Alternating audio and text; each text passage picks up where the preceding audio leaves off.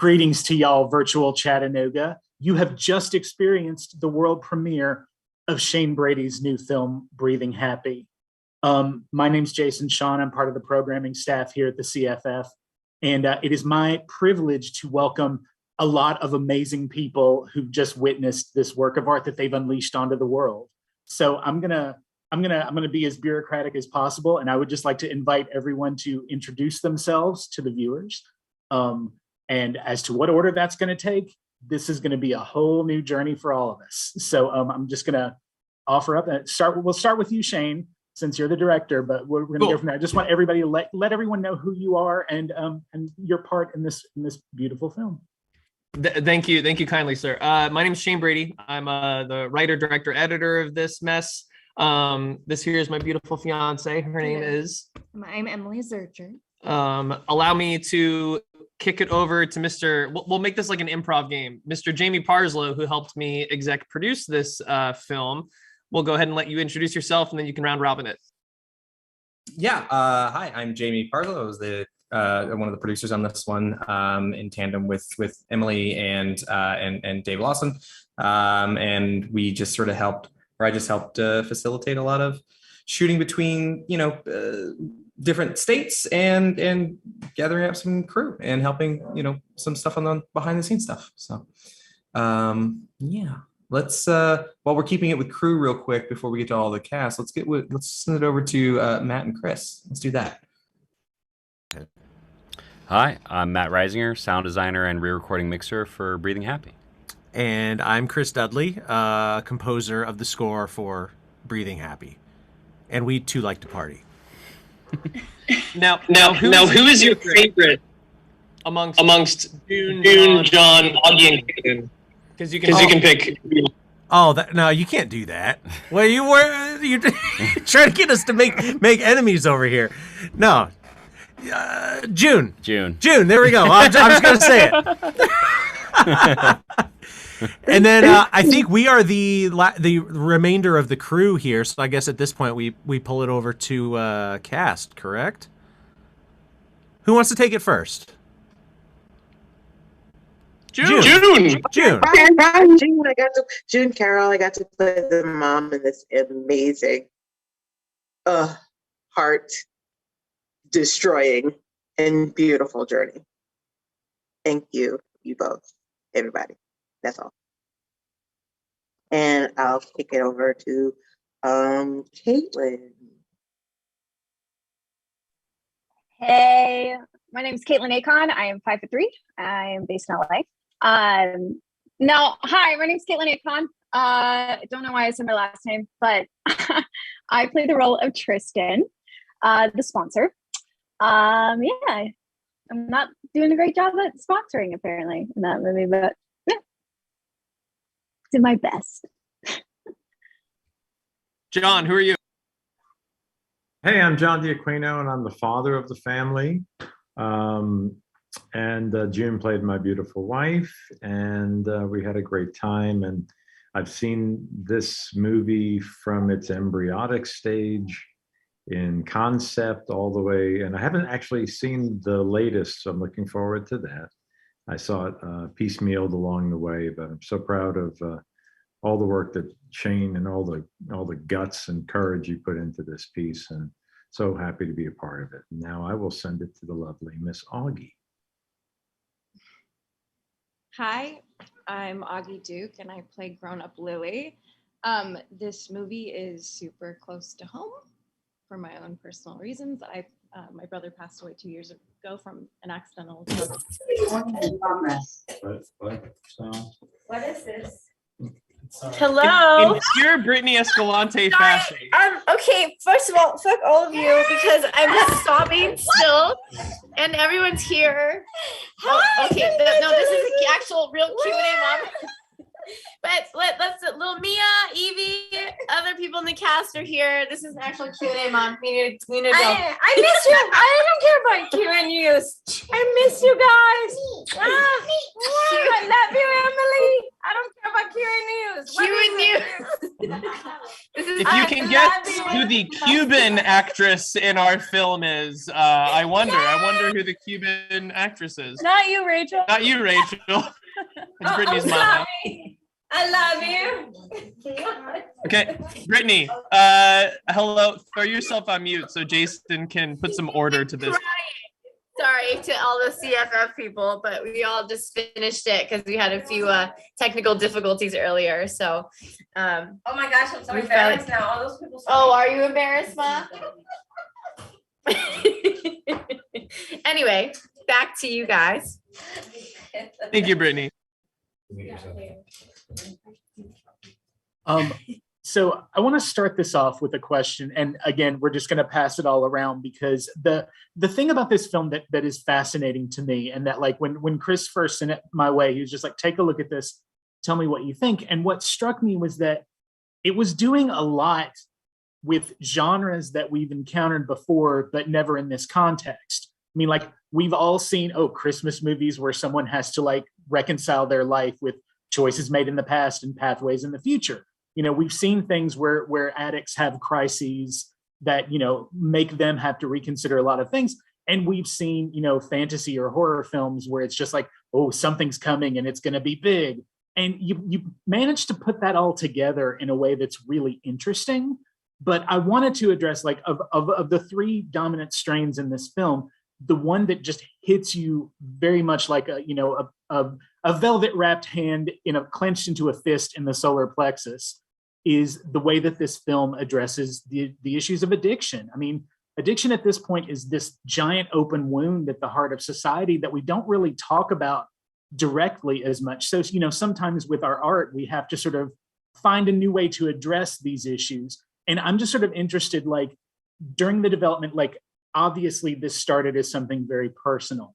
And I'm interested in, like, along the way, like, when did you decide, I'm going to bring in some supernatural elements or, you know, it's going to be a Christmas movie. Like, I'm interested in how these little like pathways diverge. And then this is how you found your film.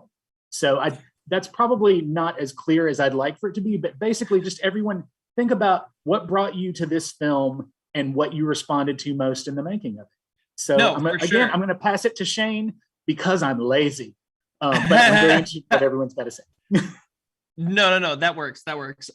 So to your incredibly complex question, there's an incredibly complex answer because this is a movie, like you said, it's hitting you from a bunch of different angles. At its infancy, this movie was born from a seed where there was a Christmas I experienced where something happened on Christmas Eve, and I was so moved by it. I think I was in like my mid-20s. I literally could not sleep, and so I just wrote a scene. I literally opened up Final Draft and I tried to write down word for word what happened. Because if you guys don't know, Mr. John D'Aquino, he's my mentor. He's the gentleman that I met when I was a baby in college. And then when I was 24, I landed in Los Angeles. It was like day 2 of Los Angeles. I met him. And he has a mentor named Charles Nelson Riley who used to say, could you put that in the play? Could you put that in the show? Right? Like real life experiences. And I remember being like, this is fucking madness. And I just wrote it down.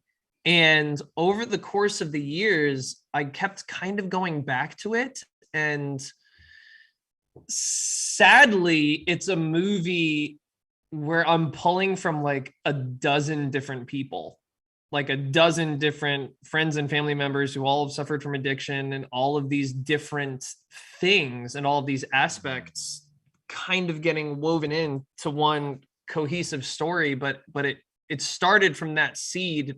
However, the most important thing for me was I kind of made this promise to myself before I even like wrote the feature in earnest of like, I can't write an angry movie. You know what I mean? Like, does that make sense? Like I have to make peace with everyone, and I need to like understand all of this better. And I need to make sure that this like has a happy ending. So like if 27-year-old version of me made this movie, it'd be straight horror and it would be very angry, you know. But luckily so many of those like we've lost a lot of people. You know, Brittany lost her grandmother and Augie lost her brother. I lost one of my best friend's brother. I paid for his tattoo on his shoulder. There's a million people, you know, and so it was important to me to make something that you would watch it, you would trudge your way through it, and then hopefully at the end you feel good about it. So that's, yeah. Excellent. Thank you. I'm also interested, like, for the rest of the cast and crew, as you came on board this film, like what about this like way of blending a lot of different approaches to these central issues? Like what resonated with you? Like what was the part that made you say, like, this is something I absolutely want to be a part of? And I'm going to hand it over to June. Wait, no. Yeah, yes, there you are. I'm going to hand it over to June because I like threw a mental dart and that's where it went. So, honestly, it was a combination of things. It was actually Shane, meeting him and his the passion he had for telling the story. And then I got the story and it was like, I get this. I think that there is this vortex that happens with pain, any kind of pain, that can sweep everyone into it. And when that pain gets turned outside, there's damage. When it gets turned inside and it sucks you in, what you do with all that damage, I think that the way it gets expressed in this story, I tend not to go for universals. I don't know that I don't think I believe in universals, but this hits wherever you live. This just hits. And it's like, and so the chance to be a part of telling a story that is so important and so relevant to so many, especially in this time that we're in, it's like between him and the story, it was just like, yeah, okay, you're doing this, you're doing this, so just do it. It was just an easy ask. It's just a really easy ask and an honor to get to do it. Let's try Brittany next. Sorry, I had to mute myself because my mother had a few mimosas while she watched her premiere. Honestly, first of all, I just want to intro Evan. This is our DP, director of photography. Holy crap! Watching that for the first time, Shane let me see very minimal things, and being able to watch that and have him in the room at a little watch party. That's why it's a little busy here, but having him in the room when we're watching these gorgeous shots is just like what? Like, we got the script, we saw the story, but seeing it come to life and what he did is literally magic. Like, this is stuff of dreams. Like, he literally, like, yes, Evan. And it was edited beautifully. Oh my God. Maybe Shane Brady. I don't know. Probably Shane Brady, I guess. Maybe. But going back to the script and us being a part of this, I mean, damn, this was one of the hardest roles that I've ever played because it wasn't me acting. That was just that's Shane and I, we know each other very well. He's my brother, and he wrote a script that was just our lives played out. Like I relate to the story so deeply, but it was such a beautiful parallel in a way that was just like, it was difficult to play but easy to play, if that makes any sense. Like I didn't have to be Brianna. Like, I am Brianna, in all honesty, unfortunately and beautifully, because it got to play out in this movie and this beautiful film of something that I think, like June said, that we all get touched by. We get, whether it's directly, whether it's you, like, we all have some sort of a connection to people with addiction, whether, you know, so it wasn't even a second thought when Shane was like, I want you to play Brianna. And I said, I'm pretty sure I cried because I'm a cancer season. What's up? But I cry for everything. But this specifically was like, oh my God. Yeah, thank you. Because I feel like as actors, there's something we don't talk about a lot, that we get to right our wrongs in our art. We get to have closure for things that we don't in our real life by pretending that we do. And it's a really beautiful thing. And so, you know, this film really wrapped it up because it is a happy ending. You know, we wish that we got that, and we don't always get that. I'm getting emotional now, but it's true though. It's like I cried the whole movie before it even started because it's just, I'm very grateful. And yeah, it wasn't even a second thought to take on this role and tell this story this way. So thank you, Shane. Thank you, Emily. Thank you, everyone, all of you on the screen that are involved in this, because I feel so grateful. Alrighty, I'm gonna, oh, sorry, just sort of bouncing around a bit, but I wanted to ask John, sort of, you know, from it, since you've been Shane's mentor for a while, like at what point did you come into this process? Like, I mean, were you early on an early adopter, or was this sort of like after you saw how it was shaping up? I'm intrigued. Well, that's kind of a curious question because, you know, the process of knowing Shane and, you know, getting to know him like a brother, and the guy's amazing. If once you get to know him, you know he's amazing and you never doubt him. I brag about him in the sense that if he doesn't know how to do it, he'll figure it out, right? And that's what makes the movie so interesting to me, because it's so complicated. I mean, I would have hated to direct and edit this movie. It's really, really hard. It's so complicated. By the way, before I forget, I want to do a shout out to our younger thespians in the group, Owen and Mia and Evie. And who am I missing, Shane? Did I miss somebody else? We had a bunch of kids who were the trophies. Megan Harris, Lauren Clark, Arbor Estep, Max Ivutin, Colin Thompson, Ethan William Childress. I'm Jake Sato. I'm certain I'm forgetting one or two. But because of John, we're very fortunate. We work in a school working with child actors, and so I'm super lucky in that anytime I need like an adorable kitty voice, there's Mia. Mia, say hello really quick. This is my mini me, Mia. I had food in my mouth. I'm sorry. Well, I just also wanted to say, hi, Mia, by the way. And just to wrap up my participation in this, I think I got out the least scathed, if you will, because I had the love through line.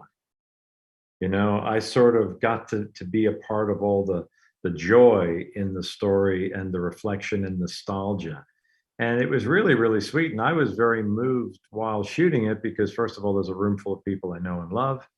And I got to work with June. And then, you know, it wasn't hard to connect to the love that we need to give children in order to get them beyond the hard points in life and what we have to do for them. And so I'm very connected and committed to that. So I just felt like it was an honor. And I think that's about it. I'm very proud of the film. I can't wait to see the finished product. I'm going to hand this over to Augie because you actually didn't get to finish your first thought at the beginning of the discussion. So let's please resume. But also, I'm interested in your journey to becoming part of this film. Yeah, no worries. Honestly, that was kind of a light for me because I love Brittany so much. So I was like, okay, good. She's making me laugh right now. Thank God. Listen, I'm still processing the film. Yes, it was close to home. I lost my stepbrother 2 years ago from an accidental overdose. So, and I think Shane, if I'm right, I think I was the last person cast in the film. More or less, yeah. One of them. Well, because your role was the hardest to find, to be honest with you. Well, right, because you cast Evie first, which was the younger, who's in God, Evie, all of them, just incredible, seriously. And so, yeah, when I read the script, I think I was coming home from the snow for my birthday or something. And of course, I'm like, oh, great, here we go. It's about drug overdose. Okay, well, questionable. The ending is questionable, by the way. Watching it, I was like, did he or didn't he? He didn't. But yeah, so I mean, it's just, sorry, I'm still processing this. It's very emotional for me. It's a beautiful film. It feels authentic. It feels real to Shane and his real life and his stuff. He plays hockey. He does magic. He incorporated all that in Breathing Happy, which I think is really, really cool. To come from your roots, from your real life, is very, very important. And just seeing it back, I don't know, I'm flabbergasted. I think it's incredible. So I don't know. I don't have anything more to say besides I'm just proud to be a part of it. So thank you guys. You're perfect, Doggy. You're perfect. It's speaking of his multi-talents, he did a magic show for the festival a few hours back, and it was amazing because magic is a cool skill, but also to do that on Zoom is like, it's like a special challenge. Like you get a certain kind of, you've got to get a magician level up for that. But it's okay. Caitlin, sorry, I feel like we've been neglecting you, and once we finish with the cast, we'll get to the crew. I swear, I'm juggling, and I'm not a juggler. So look, you put the Walking Dead girl last. How dare you, Jason? Do you know who you're dealing with here? Jason, okay, please don't Jason, listen to him. you son of a bitch. I'm stewing in shame. I'm literally like, it's just boiling up on the inside. You can't see it, but it's there. No, you're good. You're good. I got involved. I've known Shane and John for a very long time. They are actually a big reason that I was even introduced into the world of acting on film. John was the first, I think, acting class. He was visiting Georgia. His first acting class I did for like on-screen acting, and I was obsessed with it. And so I have both of them to thank for a lot. But yeah, Shane called me and was telling me about the script that he was writing and everything like that. And I was already interested because Shane's an amazing guy. I want to help him in any way I can. And then I read the script and I was just even more on board. I think the way that he wrote and goes about addiction in this film is very unique and it's very beautiful. Obviously, if a lot of people that, you know, have dealt with addiction in some way in their life can really relate to this film, and it hits them so strongly. I just think he did a beautiful job, and you know, reading the script, I thought it was beautiful, but watching it was a whole nother thing. The way that it was filmed, the way that it was edited was just spectacular. So I'm very lucky that I got to be a part of this. Real quick before we get to the crew, and we will get to the crew, I swear. Shane, as you were editing, you know, since I mean, like you wrote it, you directed it, you edited it, but during the editing process, did you have a sort of percentage like, okay, I want to have this much angst, this much humor, and this many tears? Or was it just sort of like, let's just see where I'll throw it in the air and see where it lands once we get it stitched together? I feel like this one should answer how I edited this movie. Screaming from his room. It's mostly how it was edited. And he thinks this room is soundproof, which is hysterical. It's not.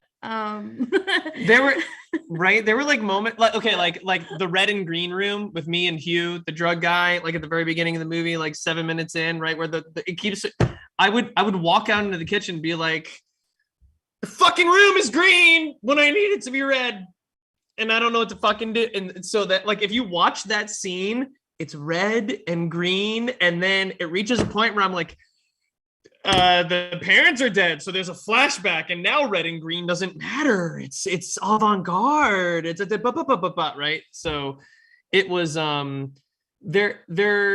So Shane was 100% angst. 100% angst. They're oh gosh, it's 0% humor for this one. But then I think throughout the editing process, he would come out and be like, okay, take a look at this. And then we would just like laugh at a moment and he'd go, I didn't mean for this to be funny. And I'm like, it's funny. Yeah. It worked out. So then he kind of like played around with different it would be things like really that. it would be really selfish to say that I made any one choice. And this is a good transitional moment, truly, because we had watch downs of the film a dozen times over with me on a program called Frankie, with me, Matt, Chris, Jamie, Evan sneaking in whenever he can. Brittany, go yell at Evan, tell him to come in front of this camera and hang out with you and Mia. There he is. There he is. Right. I love Evan. He's just Ace Ventura incarnate, like in real life. He's perfect, right? I swear to God, this isn't politics. This isn't just me placating. There were 700 moments during the curation of this movie where Jamie, Chris, Matt, or Evan would go, I think if we did this, it would be better. Where I would edit something and show it to them, and they would say that, and we'd be like, yeah, it's better if we do that. Like it is, and I'm gonna curse, it is the most selfish fucking thing on the planet for me to say that I edited this movie, because they all weighed in so profoundly. Like, yes, my keys hit the strokes, but they are all my wallet and keys. I'm going nowhere without them. I am filled with so much gratitude. I'm gonna puke and crap myself at the same time. I'm putting myself on mute so you tell them. Well, with that in mind, Matt and Chris.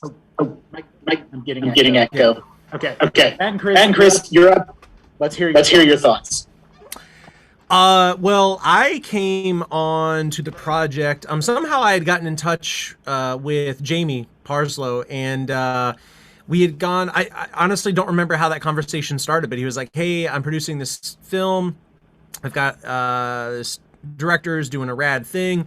Would you be interested in meeting with him?" And we went and got tacos one day in Tampa. He was in town, and we met that day, and we ate tacos, and he laid out this vision that he had for this film.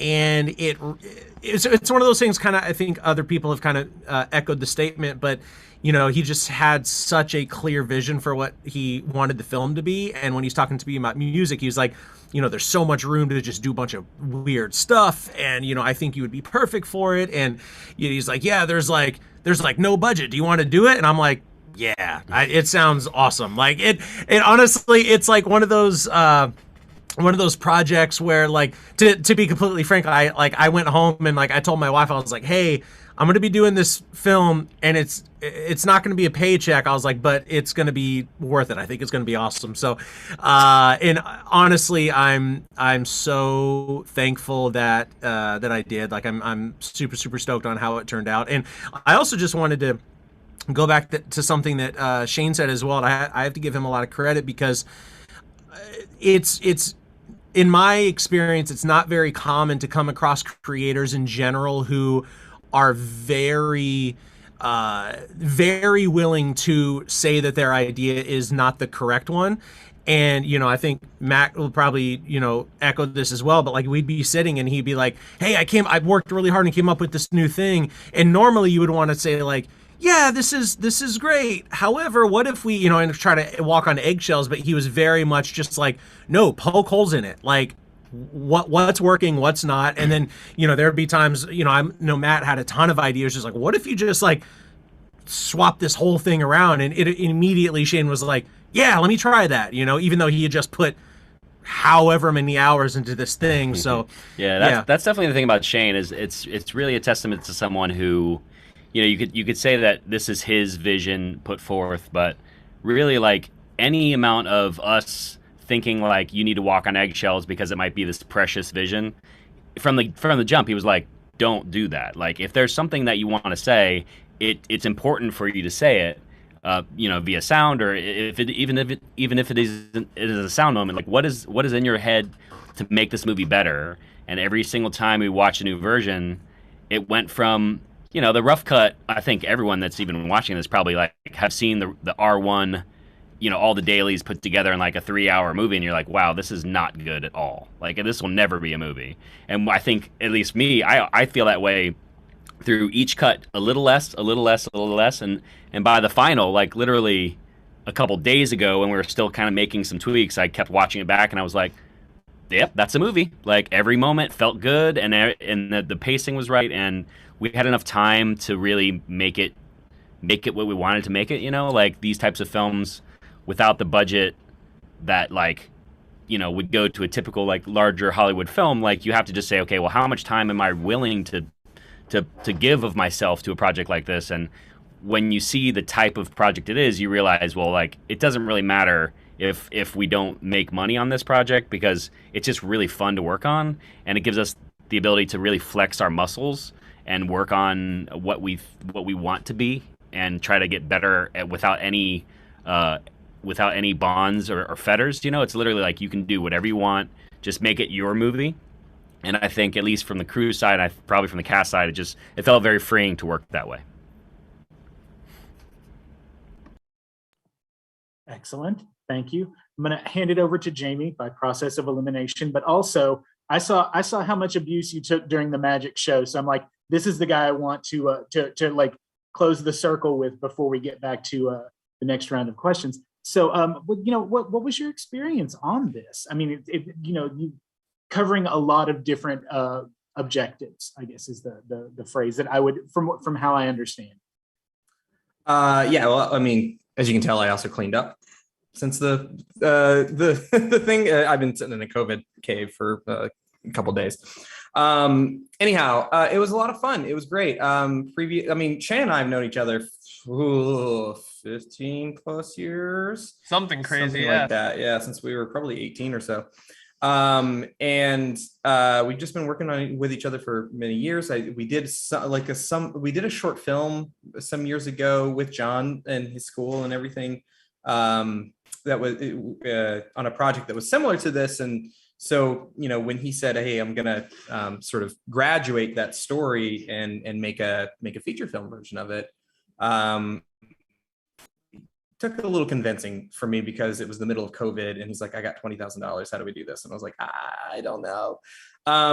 But it was fun. It was a great challenge. It was really cool. It was what everyone was talking. Oh, Augie's got her new boot. Elvis. It was a lot of fun. It was a challenge for sure. From a producerial standpoint, I hadn't produced a feature before. This is my first feature producing. But I had like assistant directed for a long time and worked with other folks and some of the Rustic team and so on and so forth. So it was a lot of, it was a way I couldn't say no. There's like no, like, I was like, there's no way I can physically say no to doing this project. But it was cool. Shane had a script. We worked through the script. I mean, I don't know if you remember how many like revisions or versions of it we went through. We went through a good number. And then it was like, how do we make this movie? And, you know, Shane and I found out recently that we actually lived pretty close to each other, like literally around the block from each other recently. So I was like, we should go and try to shoot part of this in Florida, set some of it in Florida, because we had some, you know, people like Matthew Reisinger there, Evan Zizimopoulos, turns out Chris as well, which we didn't know at the time. And we were just using whatever resources we had, and then we were going to shoot part of it out in Los Angeles and get the rest of it worked out. And so it was a great marriage of our friends who we knew, how we could get this small little project going, and then how we could collaborate. So it was fun. The story that you got is not the story that was told at the beginning. It wasn't even the story that we shot. As a matter of fact, I think Shane and I were trying to sort of edit in tandem, but then like Shane's edit style was so incredibly unique, like genuinely unique. I was like, I cannot do this. Like, you can do this all day long, but I can't. I don't know what your brain's doing. And it turns out great. Honestly impressive, unbelievably impressive. So it was great. It was cool to have Evan there. The philosophy with what I think Shane, you had said it earlier, and I believe Matt and Chris had said this sort of concept of sort of an improv-y type of thing. I think we decided we would do like a punk rock version of movie making. where we would have Evan come in and just sort of make magic as he needed to make magic, because he's done it for me for so many years when I direct stuff. And I was like, he needs to do that for you. And then the same went for Matt Reisinger, whom we had worked with. And that was another great collaborative thing. So putting all the humans and all the pieces together was to bring it back, magical. We did the magic trick earlier. Movies are making magic. That's what I think Shane and team did. Honestly, it's so great. Excellent, thank you. It's actually interesting. They say it takes like three bands or 3 films to make a scene, and I think with After Midnight, Off Season, and now your film, like there is now a Florida genre scene, and hopefully we can see some more stuff that is doing this sort of interesting emotional work come along and do that. So I want to turn back to Shane for a second, and this is just a question that just in the past, you've worked on other films as an actor and as a magician, and it's sort of like, and this is just something that works around in my brain and stuff. Magic in film, is it like a sex scene where you've got to have an intimacy coordinator and stuff? Or is it like an improv scene where it's just like, you don't need to know what I'm doing here, just catch it on film? Oh, that's such a good question. Okay. So magic in film. I've been lucky enough now to perform magic in probably like 6 or 7 different television shows and movies. Nobody has a clue what magic is or how it's done, and they don't want to know. That's the thing. Like, you walk on set and they're like, don't tell us how to do the thing, just tell us where to point the camera, and they're all excited, which is incredibly nerve-wracking for me when I'm like, what do you want me to do? I'm just doing whatever. Specifically for this film though, the one thing that I do want to say is like, any of my, I'm going to speak nerd for a second, any of my like magician peers, any of my friends from the Magic Castle in Hollywood, California, they're going to watch the magic in this movie and they're going to be like, I can see his Elmsley shuffles, and I can see he's doing the biddle grip wrong, and his false cuts aren't as smooth as they could be.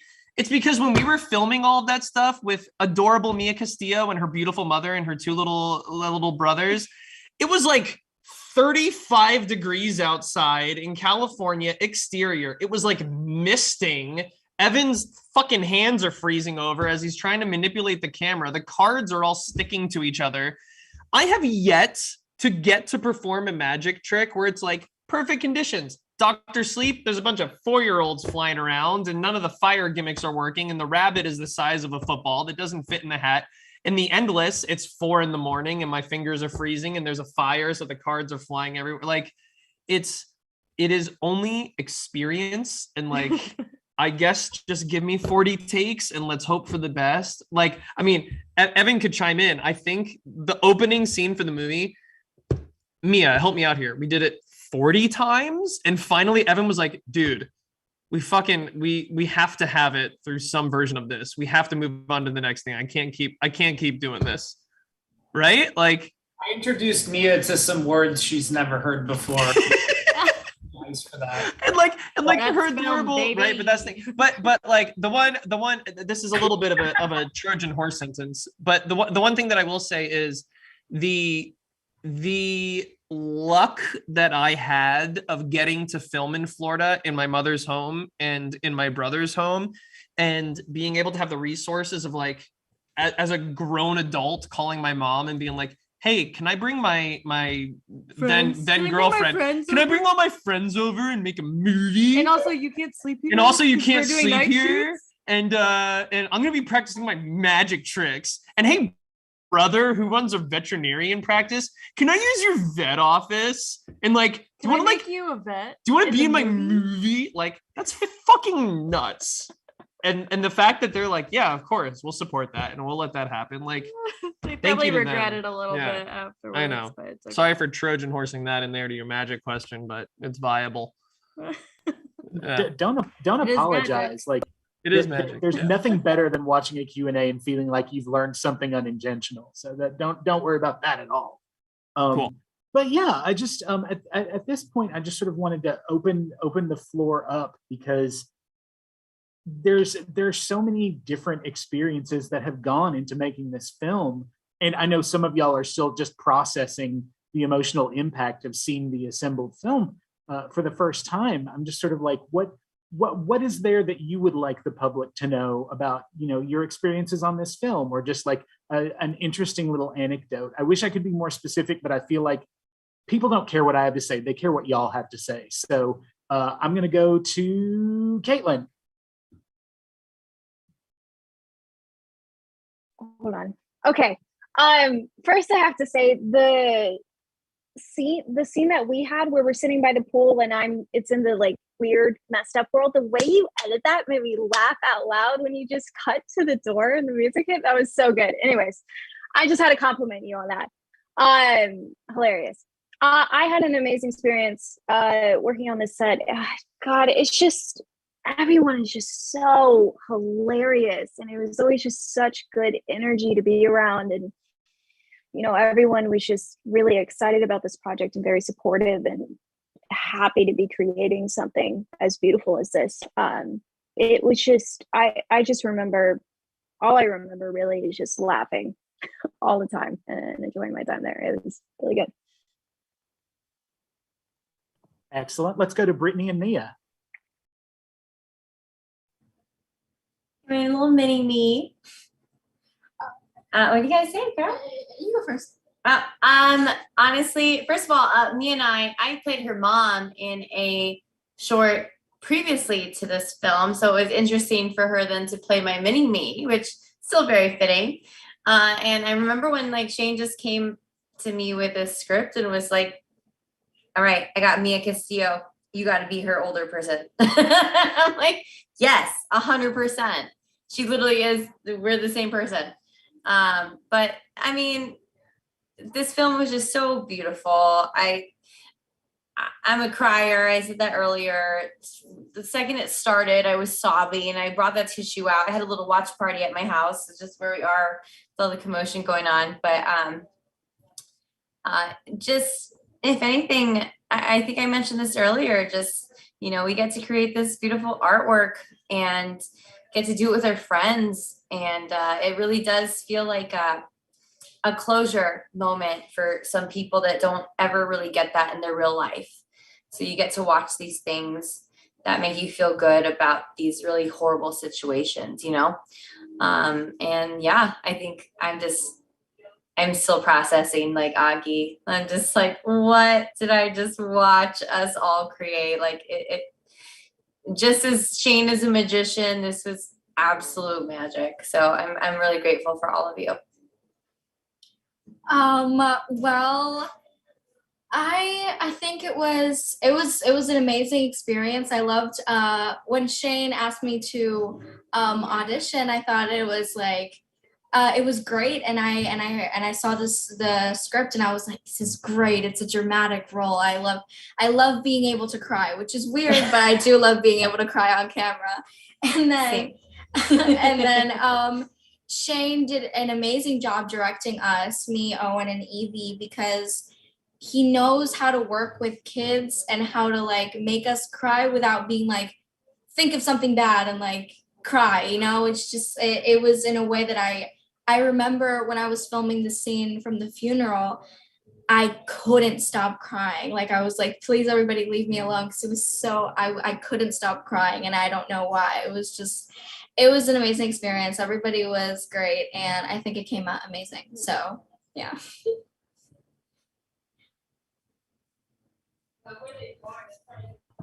Sorry. Excellent. Augie, let's go to you next.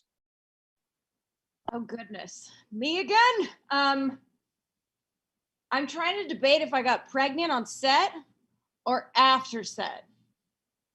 And I want to lie and say I got pregnant on set, but Augie, we're not asking who got you pregnant. We're asking if you got pregnant. I just want to clarify. Yeah. Though, yeah. I mean, there was a really good lunch that one day. So I mean, That's what had happened. I didn't. It was a couple of weeks later, but it was around that time. Where is my twin? Sorry, I feel like me and Evie need to do this together. Where is Well, Evie's probably in the other room. She's just being a butt. Evie left. I don't know where she went. Evie's not the type of person to want to go on a Q&A. She's like, I'm too. Like you, Augie. He's listening to Billie Eilish in the car and Yeah. That's what I want to do with my baby. No, listen, it's a family affair. I love her. An incredible experience. I love everybody. I have nothing but good things to say about this film, and I'm so fucking impressed with it. That's all I'm gonna say. So thank you guys.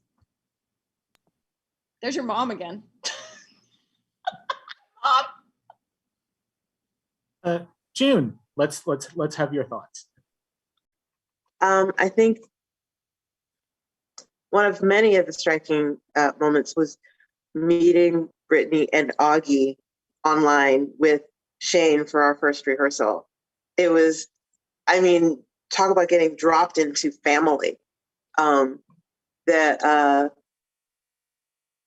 vibe was just so cool and so much fun. And I don't know,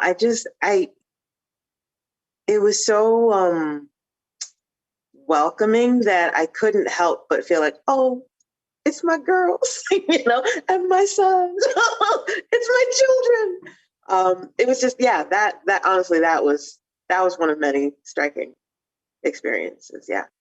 Yeah. And it was online. So that was what made it even more striking, because it was like the joy that these people just have just sort of floods out of the screen, and you're just like, oh my gosh, yes. I said, I'm so glad I said yes. I love you, June. So, yeah. I love you, June. Love you both. Love you, June. Hey, baby.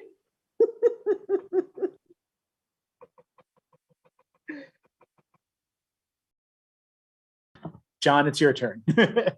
I'm smiling because I've known a lot of the kids in the movies since they were very young. And both Shane and I have the pleasure of working with some of the most amazing kids in America, really. We're really fortunate. And then to be looking at them, some of them I know a long time. And I mean, the love is not pretend. I didn't have to work very hard, I guess is the point. The thing though, Jason, that I'm most happy about is that after this Q&A and after all is said and done, that this movie will have its own relevance to hopefully a lot of people.